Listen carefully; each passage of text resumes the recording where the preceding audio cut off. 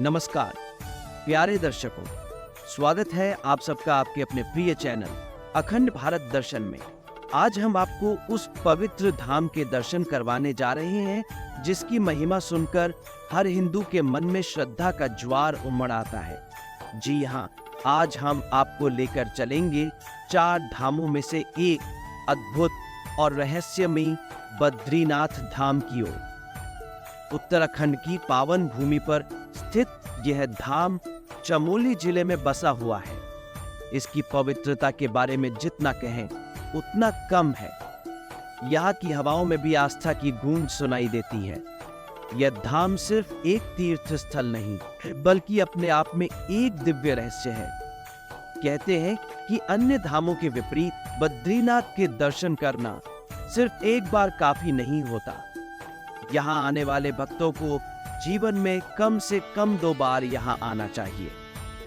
पहली बार के दर्शन से ही व्यक्ति जीवन मरण के बंधनों से मुक्त हो जाता है, जिसके बाद उसे इस धरती पर दोबारा जन्म नहीं लेना पड़ता।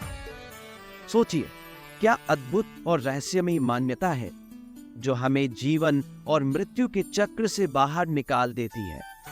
इसके अलावा इस धाम से जुड़ी कई और अविश्वसनीय और रोचक बातें हैं। आज के इस ब्लॉग में हम आपको ऐसी ही 6 अद्वितीय जानकारियां देने जा रहे हैं जिन्हें सुनकर आपका मन और भी श्रद्धा से भर उठेगा। तो हमारे साथ जुड़े रहिए और इस आध्यात्मिक यात्रा का हिस्सा बनिए। चलिए इस अलौकिक धाम के दिव्य रहस्यों से पर्दा उठाते हैं और शुरू करते हैं एक ऐसी यात्रा जो आपके जीवन को बदल सकती है। क्या आप जानते हैं कि बद्रीनाथ धाम में शंख बजाना वर्जित है? वैसे तो सनातन धर्म में हर शुभ और मांगलिक कार्य से पहले शंख ध्वनि की जाती है।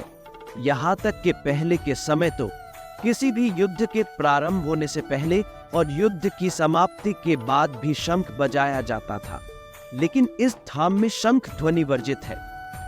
मान्यताओं के अनुसार एक बार माता लक्ष्मी इसी धाम में ध्यान मग्न थी। उसी समय भगवान विष्णु और शंखचूर्ण नामक राक्षस का युद्ध हो रहा था। शंखचूर्ण का वध करने के पश्चात भगवान ने शंख ध्वनि इसलिए नहीं की कि कहीं माता लक्ष्मी का ध्यान भंग न हो जाए। कहते हैं उसी दिन से इस धाम में शंख बजाना वर्जित है।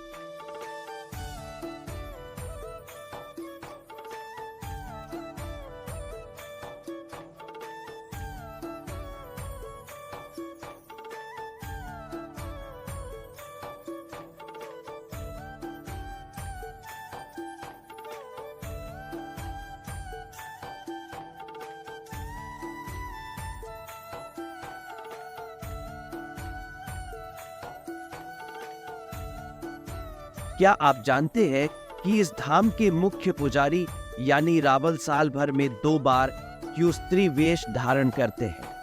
चलिए हम आपको बताते हैं। बद्रीनाथ धाम के परिसर में बहुत सारे मंदिर हैं। प्रीमी में से एक मंदिर माता लक्ष्मी का भी है। धाम के कपाट बंद होते समय माता लक्ष्मी के मंदिर से उनकी मूर्ति को मुख्य मंदिर में रखा जाता है और धाम के कपाट खुलने के बाद उसी मूर्ति को वापस माता लक्ष्मी के मंदिर में रखा जाता है। हिंदू परंपरा के अनुसार किसी भी पुरुष का पराई स्त्री को छूना वर्जित है। इसीलिए रावल स्त्री वेश में माता लक्ष्मी की मूर्ति को उनकी सखी माता पार्वती बनकर गर्भगृह से मंदिर और मंदिर से गर्भगृह में रखते हैं।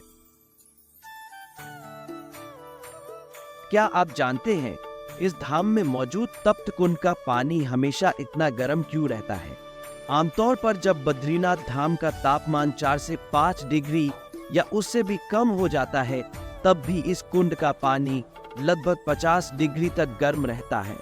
इसके पीछे ऐसी मान्यता ये भी है कि जब सूर्य देव को भक्षी की हत्या का दोष लगा, तब उस दोष से मुक्ति पाने के लिए भगवान विष्णु ने सूर्य देव को इसी कुंड में अपना निवास बनाकर तपस्या करने को कहा, जिससे वो दोष मुक्त हो सके। कहा जाता है कि तभी से उनका निवास इसी कुंड में है, इसलिए इस कुंड का पानी इतना गर्म रहता है।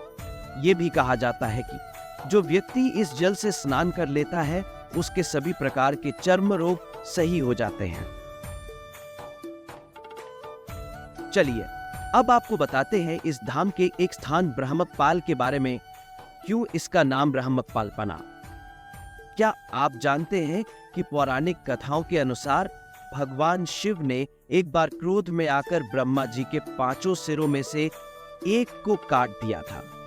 ब्रह्मा के 5 सिर थे, लेकिन उनके एक सिर के अहंकार ने भगवान शिव को क्रोधित कर दिया था। शिवजी ने अपने त्रिशूल से उस सिर को काट दिया, लेकिन यह सिर उनके हाथ से अलग नहीं हुआ और उन्हें इसका पाप लगा।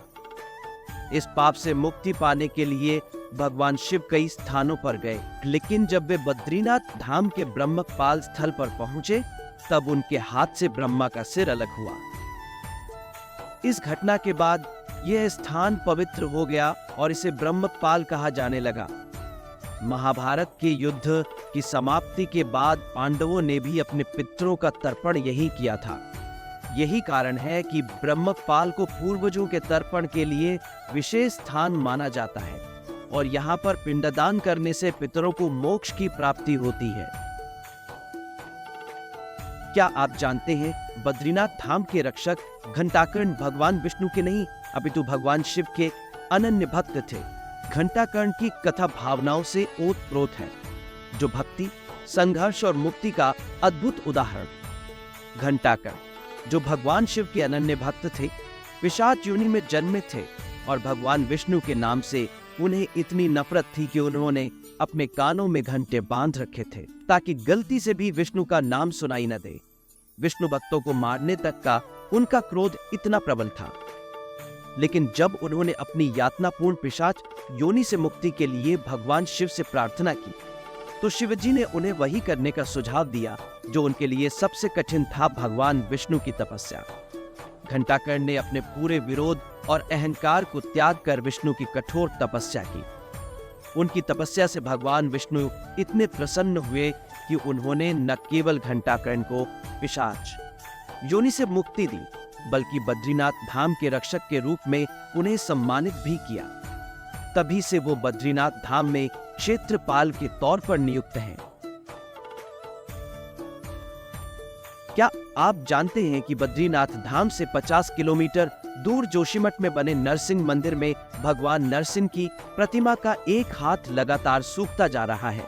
मान्यताओं के अनुसार जिस दिन ये हाथ पूरी तरह से सूखकर विलुप्त हो जाएगा, उस दिन बद्रीनाथ धाम के नर और नारायण पर्वत भी आपस में मिल जाएंगे और बद्रीनाथ धाम का रास्ता बंद हो जाएगा और ये धाम विलुप्त हो जाएगा।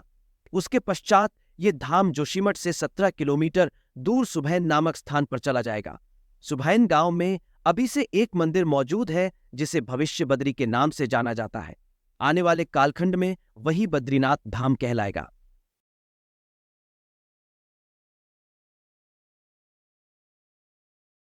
भगवान श्री हरि विष्णु का आशीर्वाद सदैव आप पर और आपके परिजनों पर बना रहे।